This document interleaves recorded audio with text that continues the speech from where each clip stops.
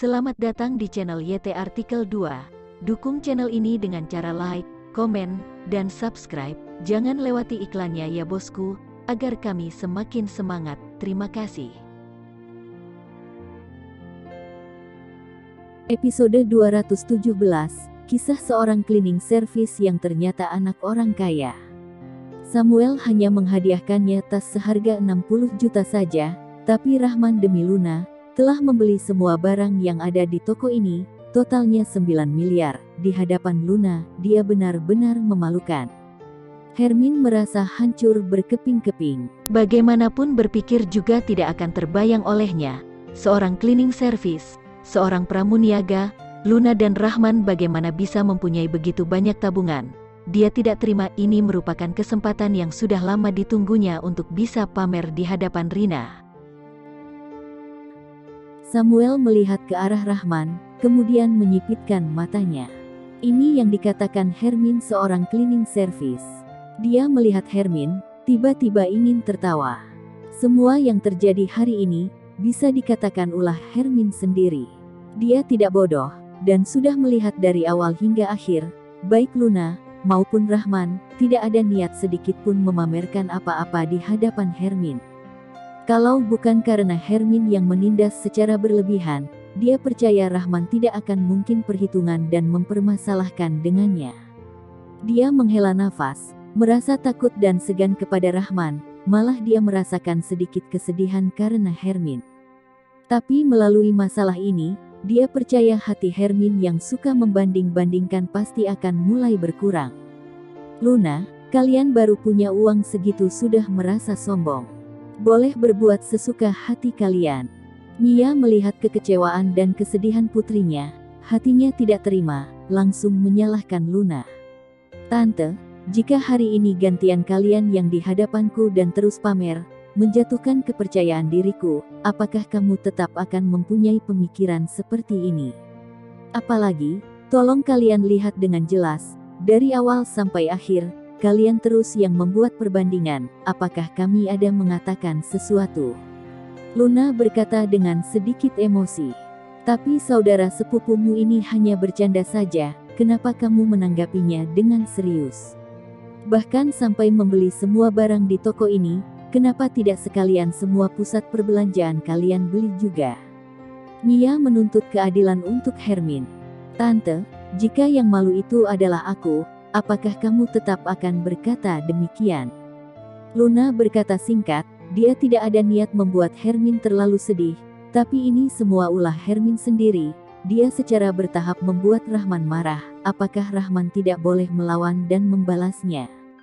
Kamu sudah menikah dengan sampah ini, sudah memalukan, apalagi yang kamu takutkan, kenapa kamu tidak mengalah demi saudara sepupumu? Mia berkata tanpa rasa malu. Sampah. Kamu pernah ketemu menantu tidak berguna yang bisa membeli sebuah toko? Menantumu ini bukan sampah.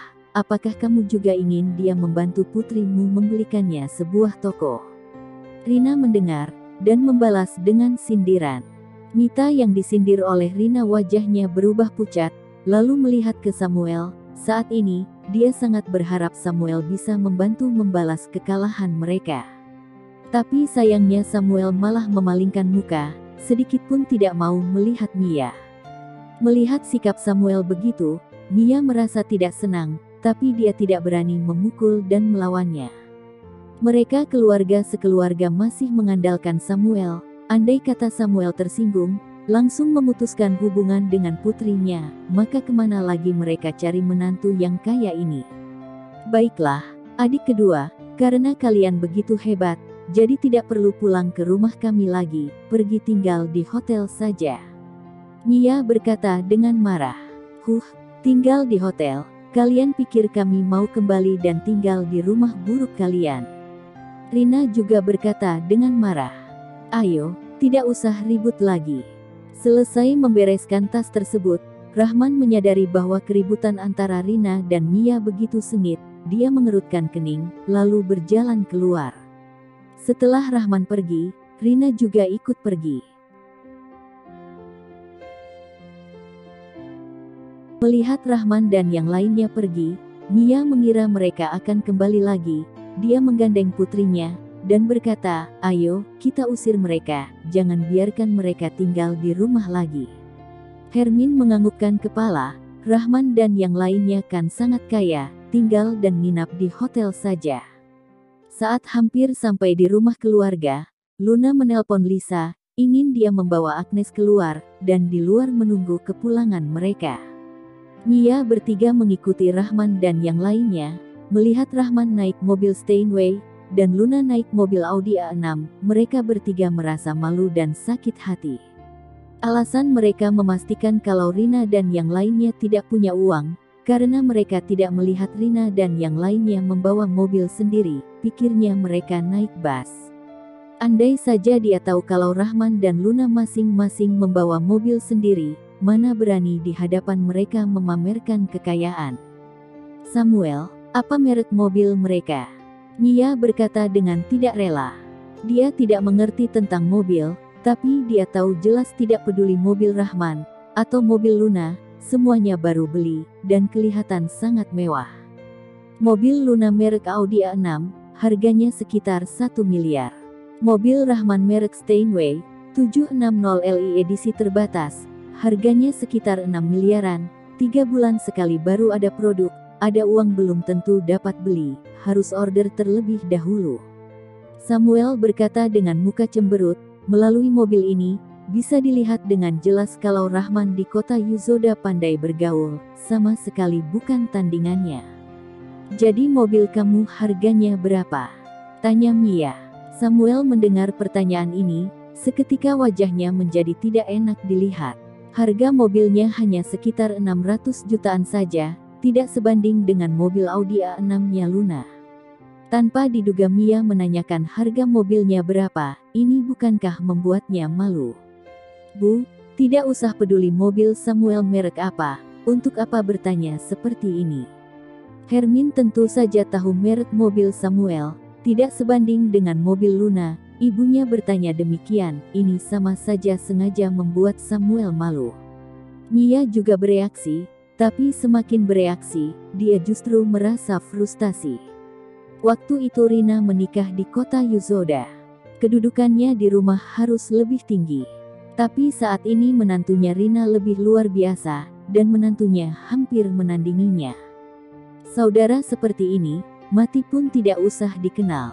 Melihat Rahman dan yang lainnya mengendarai mobil pergi, Mia berkata dengan marah. Wajah Hermin pucat, tiba-tiba merasa menyesal. Andai saja dia tahu hubungan Rahman dan Luna sangat baik, dia tidak akan memamerkan di hadapan keduanya. Demi Luna, dalam sekejap Rahman menghabiskan 9 miliar karena membelikannya sebuah toko.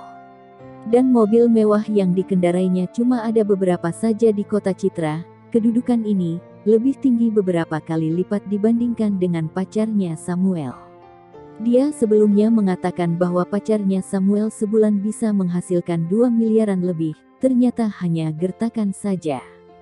Perusahaan milik Samuel baru saja mulai beroperasi, masih belum menghasilkan uang, walaupun sudah mulai beroperasional, juga belum bisa dipastikan per bulan bisa menghasilkan 500 jutaan, masih termasuk perusahaan kecil saja. Andai saja dia tidak melakukan kesalahan kepada Rahman dan Luna, selama mereka ingin bicara, Rahman pasti akan membantunya. Bu, perusahaan Samuel kurang sedikit modal lagi baru bisa beroperasi di jalurnya, gimana kalau kamu bicara dengan ayah?